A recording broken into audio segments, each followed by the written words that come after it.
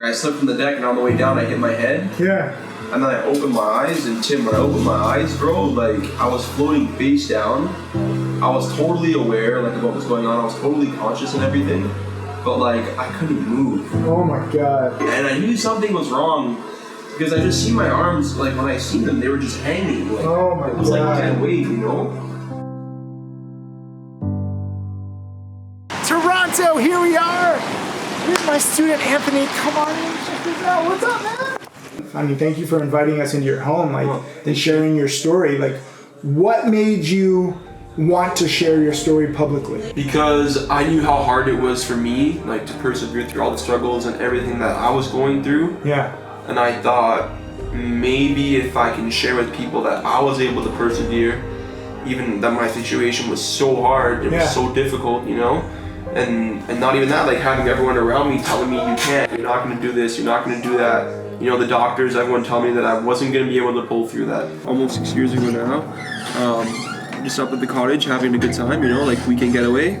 We built a deck, well, I helped build the deck for this pool, and we're like jumping off the deck, having a good time, you know, just like chilling out and whatnot. And it was like, we're just about to go home, and for some reason I wanted to jump in the water like one more time. And then I remember walking towards the water. I feel my legs come up from underneath me. I slip. I can't remember if I slipped back or forward. I remember slipping. I felt an impact. And then I opened my eyes and I realized I was floating face down. And I couldn't move anything. Like, everything was just instantly gone. And I opened my eyes and I'm looking at like the tiles of the pool. And I see my arms. They were just hanging there. They were just like dead weight, and I didn't really know what was going on. I was scared. I thought I was gonna drown. I kind of just held my breath and I waited because I was hoping that someone would see me. And then my cousin, once he realized that I wasn't moving, he jumped in and he pulled me out.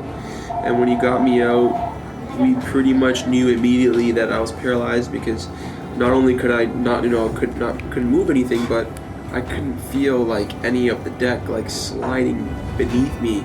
And when I look down, I can see that my legs were getting pulled out of the water, and I can see that my feet were getting dragged like, across the wood deck, but I couldn't feel any of it. So was there blood? There wasn't even a scratch. No blood. No blood. Oh my God. Nothing. So you just hit the wrong part. Just hit my I guess I just hit my head like in like the wrong way, and my head came down this way, and when it did, I broke my neck.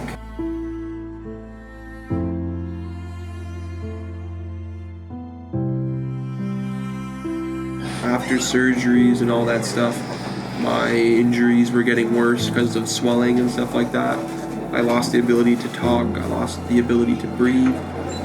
On my own, I was like reliant on a bunch of machines to like keep me breathing and like help keep me alive. Yeah. And I couldn't move, obviously. Well, in the beginning, I couldn't move. I was totally paralyzed in the neck below. How many surgeries did you have? I had a total of 3 surgeries. The initial surgery was done that night to relieve the pressure off of my spinal cord, like not making anything worse. And it could be fatal if it's like that for too long. Oh my God. So they did that first. And then the alignment in my spinal cord was all messed up because of the break. Like all the vertebrae were all shifted and whatnot. So they went in at the back of my neck, straightening out all my vertebrae with plates and screws. Oh. Yeah. Oh. Yeah, and then the last and final surgery, because I lost the ability to breathe on my own, they seen that my oxygen levels were so low, I needed help. So they cut me in the front of my throat and they put it's called a trach. A tracheotomy? A tracheotomy. Oh, shit. And they hook it up to the ventilator, and that's what helps keep me breathing.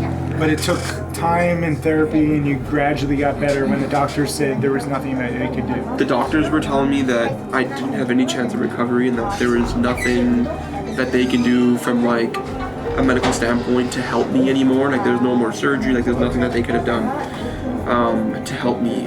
The only thing that I had that were my options were therapy and working my ass off at the gym. Yeah. And that's what I did. I think that's the biggest thing. More people, when bad stuff happens, they keep it to themselves and they close themselves off because they're like, oh, this is terrible. But I think if we get used to like sharing it, you know, we're all humans. We're all in this together. Like, I feel for you. You know, I'm proud that you're my student, but more than just my student, like, you're a fellow, you know, human being. Yeah, a friend. Yeah. Exactly. And so I feel for that. And I think more people should think like that. I need it, you know, sometimes more than the people actually hearing my story do, you know, because that's what keeps me going, you know, like knowing that I'm helping others, that's what makes me want to keep doing it. Yeah, for sure. You know what I mean? It's a circle. Yeah. It's all interconnected. This is why I teach too. Like, this is why I love teaching. When you guys come up to me and when you send me messages or DMs, like I read them all. This is how we're here. I was reading his DM and I was like, exactly how we met. This is it. It's how it all happened. I came across Tim and his videos, like I said earlier, and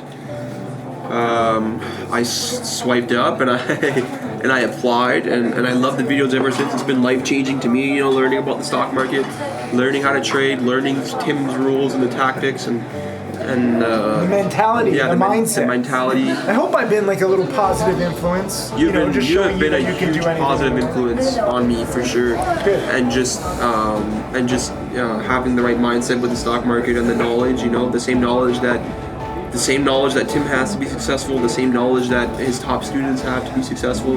You know, they all have the same thing, and no one's different than I am, you know. I don't think that anybody appreciates the human will. But if you show it, and then you show every single process, and you show how much hard work it is, people can start to realize it is possible. And then when people start to realize it's possible, more people tend to do it. I have, you know, Roland, one of my students, right? Yeah. 4,000 into now, I think like 800,000. Yeah. And he said one of the biggest things that pushed him to study so hard was seeing other people do it. And he was like, well, if these other people are doing it, why can't I? Yeah. And so he did it.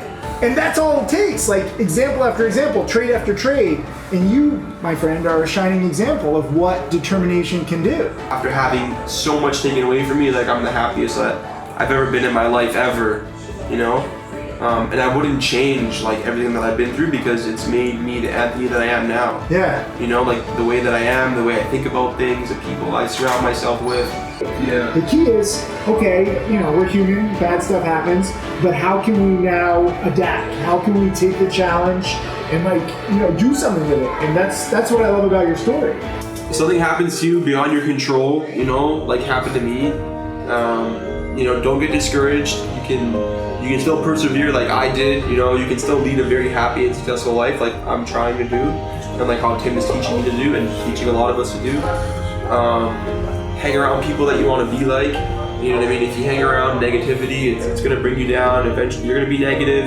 You know, hang around people that you want to be like and that you see yourself, you know, being like people that fuel you and motivate you. You know, like I'm here with Tim, you know, he came to visit me and he's you know, a big mentor in my life, and I want to be someone like Tim. Thank you again for sharing everything. Thank you for coming. Dude, by. Thank you. So happy that you came by. Oh, you made so my cool day, to meet you, man. Freaking awesome. Yeah. Get inspired by this story. You can do anything if you have the will to succeed. Freaking inspiring. I love this. I'm gonna visit more students. Leave a comment underneath if you want me to visit you. Tell me your story.